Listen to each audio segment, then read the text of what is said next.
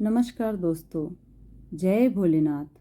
आप सभी का स्वागत है आज की इस भावनात्मक और प्रेरणादायक कथा में, जिसका नाम है भगवान की न्याय लीला। बुरे लोग हमेशा खुश क्यों दिखते हैं? कभी न कभी हम सबके मन में यह सवाल जरूर उठता है।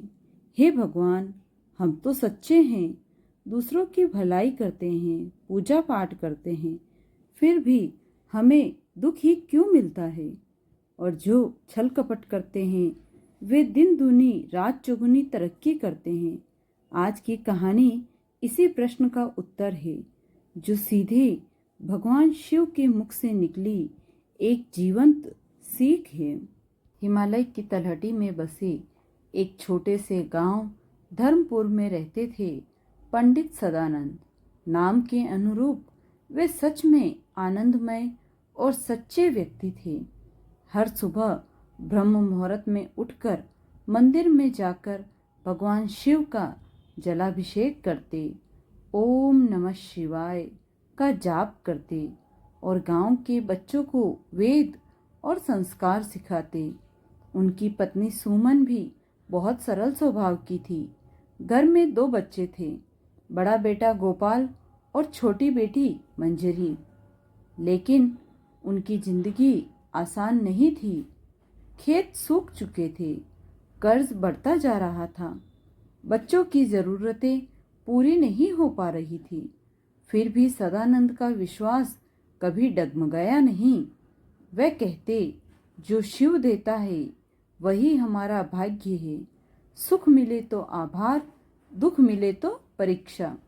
उसी गांव में एक और व्यक्ति रहता था, हरि राम साहू। वह पैसे वाला था, परंतु उसके पास दया का अभाव था। वह ब्याज पर पैसे देता और गरीबों के घर से अनाज तक उठा लेता, लोगों से झूठ बोलता और भगवान की उपासना का मजाक उड़ाता। वह कहता, भक्ति से कोई रोटी नहीं मिलती, जो मेहनत से नहीं चालाकी से कमाए वही दुनिया में सफल होता है। गांव के लोग डरते थे उससे, क्योंकि उसके पास ताकत और धन दोनों थे। धीरे धीरे लोग भी उसके जैसे बनते जा रहे थे। धर्म कम, स्वार्थ ज़्यादा। एक दिन सदानंद का बेटा बीमार पड़ गया। गांव के वैद्य ने कहा, इसका इलाज दूर के नगर से ही संभव है। परंतु सदानंद के पास पैसे नहीं थे। उन्होंने हरिराम साहू से मदद मांगी। साहू बोला, ठीक है, पैसा दूंगा, पर अपनी जमीन के कागज मेरे नाम कर दो। सदानंद ने आंसू भरी आंखों से कहा, भाई, यह तो अन्याय है। साहू बोला, संसार में दया नहीं, व्यवहार चलता है पंडित जी। लाचार होकर सदानंद ने जमीन गिरवी रख दी। बेटे का इलाज तो हो गया, लेकिन परिवार की जड़ें हिल गई। सुमन रो पड़ी, क्या सच में भलाई का कोई मोल नहीं? सदानंद ने बस मुस्कुरा कर कहा, सत्य का फल देर से मिलता है, पर अमृत होता है। उस रात सदानंद अकेले मंदिर गए। वहां शिवलिंग के सामने बैठकर बोले, हे भोलेनाथ, मैं आपके नाम पर सब कुछ करता हूँ, पर मुझे हर बार दुखी क्यों मिलता है? क्या मैं आपका भक्त नहीं हूँ? क्या बुराई ही संसार में सफल है? वे बहुत देर तक रोते रहे, फिर वहीं थक कर सो गए। रात के तीसरे पहर मंदिर में प्रकाश फैल गया। धूप दीप और घंटियों की मधुर ध्वनि के बीच स्वयं भगवान शिव प्रकट हुए। जटा में गंगा, मस्तक पर चांद और नेत्रों में करुणा। उन्होंने प्रेम पूर्वक कहा, वत्स सदानंद, तुम्हारा दुख व्यर्थ नहीं है। मैं हर कर्म देखता हूँ, पर न्याय समय पर करता हूँ। सदानंद ने हाथ जोड़कर कहा, प्रभु, तब आप बताइए, जो हरिराम दिन रात पाप करता है वह खुश क्यों है और मैं दुखी क्यों? शिव मुस्कुराए, वत्स, यह संसार कर्मों का विद्यालय है। हर आत्मा का लेखा जोखा अलग होता है। जो आज पापी सुखी दिखते हैं वे अपने पुराने पुण्य भोग रहे हैं, और जो सज्जन दुखी है वे अपने पुराने पापों का प्रायश्चित कर रहे हैं। समय के बाद जब तुम्हारे अच्छे कर्म फल देंगे तब तुम्हारा सुख स्थायी होगा, जबकि हरिराम का सुख क्षणिक है। उसकी हंसी जल्द ही आंसू में बदलेगी। शिव बोले, सदानंद, कल सुबह तुम्हारे जीवन में परिवर्तन का आरंभ होगा। अब बस अपने मार्ग पर अड़िग रहो। फिर भगवान ओझल हो गए। सदानंद की आंखें खुली। उन्होंने अपने शरीर में अजीब सी ऊर्जा महसूस की। उनका मन शांत और दृढ़ हो गया। अगली सुबह सदानंद मंदिर से लौट रहे थे तो रास्ते में उन्हें जंगल के किनारे एक घायल बालक मिला। उसके कपड़े फटे थे, शरीर पर खून के निशान। सदानंद ने उसे उठाकर घर ले आए। पत्नी सुमन ने तुरंत उसकी सेवा की। 2 दिन बाद जब बालक को होश आया तो उसने बताया, मैं राजा वीर सिंह का पुत्र हूँ।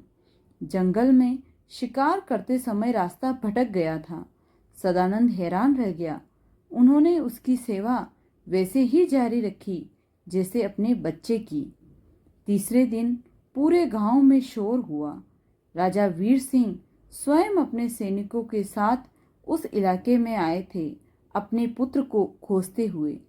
जब राजा को पता चला कि सदानंद ने उनके पुत्र की जान बचाई तो वे स्वयं उनके घर आए और बोले, पंडित जी, आपने मेरा वंश बचाया है।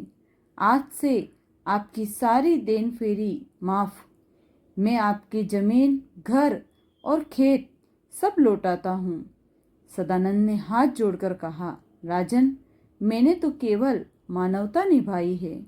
राजा ने उत्तर दिया, आपने धर्म निभाया है और धर्म का फल भगवान स्वयं देते हैं।